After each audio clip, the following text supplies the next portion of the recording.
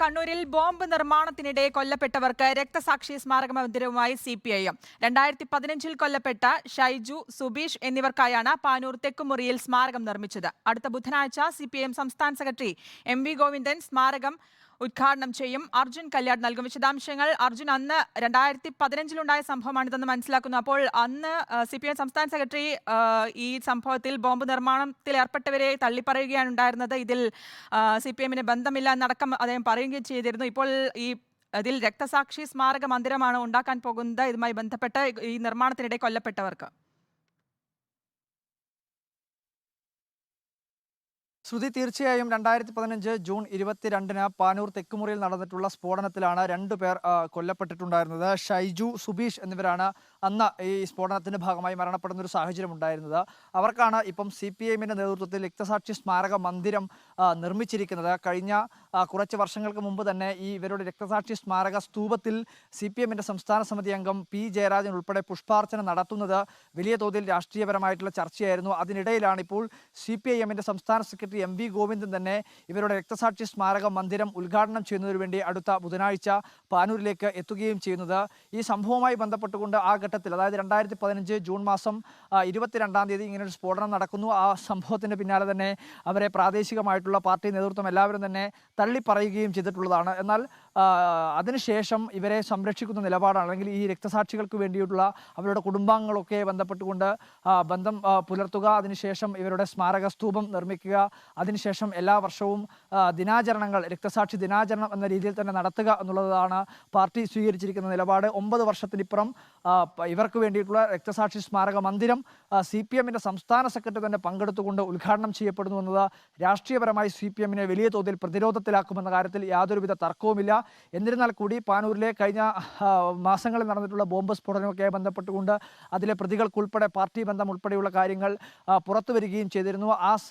മരണപ്പെട്ടിട്ടുള്ള ഈ പാനൂരിലെ ബോംബ് സ്ഫോടനത്തിൽ മരണപ്പെട്ടിട്ടുള്ള ആളുടെ വീട്ടിലേക്ക് CPIM-ന്റെ പ്രാദേശിക ഏരിയ കമ്മിറ്റി അംഗങ്ങൾ ഉൾപ്പെടെയുള്ളവർ സന്ദർശിക്കുന്ന കാര്യം ഉൾപ്പെടെ വലിയ തോതിൽ വാർത്തയായിരുന്നു. ആ പശ്ചാത്തലത്തിൽ കൂടിയാണ് ഇത്തരത്തിലുള്ള സംഭവങ്ങളിൽ യാതൊരു വിധത്തിലുള്ള കൂസലുമില്ലാതെ CPIM ഈ ബോംബ് നിർമ്മാണത്തിനിടെ, അല്ലെങ്കിൽ ബോംബ് നിർമ്മിക്കുന്നതിനിടെ സ്ഫോടനത്തിൽ മരിച്ചിട്ടുള്ള 2 പേർക്കെതിരെ 2 പേരുടെ രക്തസാക്ഷി സ്മാരക മന്ദിരം നിർമ്മിച്ച് അത് ഉദ്ഘാടനം ചെയ്യപ്പെടുന്നത്.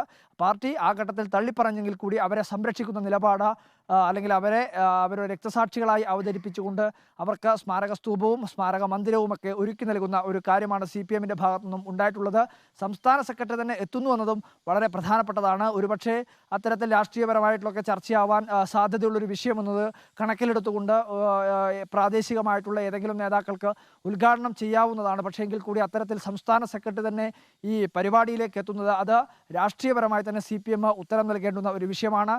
മറ്റ് ഇതര രാഷ്ട്രീയ കക്ഷി നേതാക്കൾ ഉൾപ്പെടെയുള്ള, അല്ലെങ്കിൽ രാഷ്ട്രീയ കക്ഷികൾ ഉൾപ്പെടെ ഇതിനകത്ത് CPIM-നെ വലിയ തോതിൽ വിമർശന വിധേയമാക്കുമെന്ന കാര്യത്തിൽ യാതൊരുവിധ തർക്കവുമില്ല. ശ്രുതി, അർജുന, അത് തന്നെയാണ്. അന്ന് തള്ളി പറഞ്ഞിരുന്നെങ്കിലും പിന്നീട് ഈ രക്തസാക്ഷി ദിനാചരണമൊക്കെ നടത്തി വരുന്ന ഒരു സാഹചര്യം ഉണ്ടായിരുന്നു. അതിനുശേഷം ഇപ്പോൾ ഇങ്ങനെ ഒരു മന്ദിരം സ്ഥാപിക്കുന്ന കാര്യത്തിലേക്ക് കൂടി കടക്കുകയും ചെയ്യുന്നു. പിന്നീട് ഇപ്പോൾ ഈ അറിയാം, ഈ അടുത്തിടെയൊക്കെയായി ഈ പാനൂർ അടക്കമുള്ള വിഷയങ്ങൾ, ബോംബ് രാഷ്ട്രീയത്തെ അടക്കമുള്ള വിഷയങ്ങൾ വലിയ വിവാദമായി നിൽക്കുന്ന ഒരു സാഹചര്യം കൂടിയുണ്ട്. ഇങ്ങനെ ഒരു സാഹചര്യം നിൽക്കുമ്പോൾ തന്നെയാണ് ഇങ്ങനെ ഒരു രക്തസാക്ഷി മന്ദിരം കൂടി പണിതുയർത്താൻ CPIM തയ്യാറെടുക്കുന്നത് എന്നുകൊണ്ട് കൂടിയാണ്. അതും CPIM സംസ്ഥാന സെക്രട്ടറി തന്നെ നേതൃത്വത്തിൽ അത് അങ്ങനെ നടത്തുമ്പോൾ അത് എത്രത്തോളം ഈ ഒരു വിഷയം അത് എത്രത്തോളം ഒരു പ്രതിരോധത്തിലാക്കും CPIM-നെ? അത് എങ്ങനെയായിരിക്കും അവർ ഈ വിഷയത്തിൽ പ്രതികരണങ്ങൾ നടത്തുക? തീർച്ചയായിട്ടും ശ്രുതി, അതായത് ഈ പാനൂരിൽ കഴിഞ്ഞ മാസം നടന്നിട്ടുള്ള ബോംബ് സ്ഫോടനമൊക്കെ ബന്ധപ്പെട്ടുകൊണ്ട് CPIM ഈ പ്രതികളായി ബോംബ് സ്ഫോടനത്തിൽ പങ്കാളിത്തമുള്ളവരെ പരസ്യമായി തള്ളിപ്പറയുന്നൊരു നിലപാട് സ്വീകരിച്ചെങ്കിൽ കൂടി പ്രതികൾക്ക്, അല്ലെങ്കിൽ ആ കേസുമായി ബന്ധപ്പെട്ടുകൊണ്ടുള്ള എല്ലാ സഹായ സഹകരണങ്ങളും നൽകിയിട്ടുള്ളത് CPIM ആണ് എന്നുള്ള കാര്യങ്ങളെല്ലാം തന്നെ ഇതര രാഷ്ട്രീയ പ്രസ്ഥാനങ്ങളെല്ലാം തന്നെ ഉന്നയിക്കുന്ന ഒരു സാഹചര്യം ഉണ്ടായിരുന്നു. അത് തെളിവുകൾ സഹിതം പലപ്പോഴും ഇത്തരം സംഭവങ്ങളിലെല്ലാം ഉൾപ്പെട്ടിട്ടുള്ളവരെ പാർട്ടി പൊതുവെ തള്ളിപ്പറയുമെങ്കിൽ കൂടി അവർക്കുള്ള അവരുടെ കേസുമായി ബന്ധപ്പെട്ടുകൊണ്ടുള്ള കാര്യം, അല്ലെങ്കിൽ അങ്ങനെ സ്ഫോടനത്തിൽ പരിക്കേറ്റവരുടെ ചികിത്സയുമൊക്കെയായി ബന്ധപ്പെട്ടുകൊണ്ടുള്ള കാര്യം, മരണപ്പെട്ടവരുടെ കുടുംബാംഗങ്ങളെ സന്ദർശിച്ച് അവർക്ക് ആവശ്യമായിട്ടുള്ള സഹായ സഹകരണങ്ങൾ നൽകുക തുടങ്ങിയിട്ടുള്ള കാര്യങ്ങളെല്ലാം തന്നെ പാർട്ടി ഇടപെടുന്നു എന്ന രീതിയിലുള്ള ആരോപണങ്ങളെല്ലാം ശക്തിപ്പെട്ടു വന്നിരുന്നു. ആ ഘട്ടത്തിലാണ് ഇപ്പോൾ ഇങ്ങനെ ഒരു സ്മാരക സ്തൂപം നിർമ്മിക്കുന്നതും അതിൻ്റെ ഉദ്ഘാടനത്തിന് CPM-ന്റെ സംസ്ഥാന സെക്രട്ടറിയെ തന്നെ പങ്കെടുപ്പിക്കാനുള്ള തീരുമാനം. ഒരുപക്ഷെ ഈ പറയുന്ന CPM സംസ്ഥാന സെക്രട്ടറിക്ക് ഉൾപ്പെടെ സംസ്ഥാന സെക്രട്ടറിയുടെ ജില്ല തന്നെയാണ് കണ്ണൂർ ജില്ല. കണ്ണൂർ ജില്ലയിൽ ഇത്തരത്തിലുള്ള ഒരു സ്ഫോടനത്തിന്റെ ഭാഗമായി കൊല്ലപ്പെട്ടവരാണ്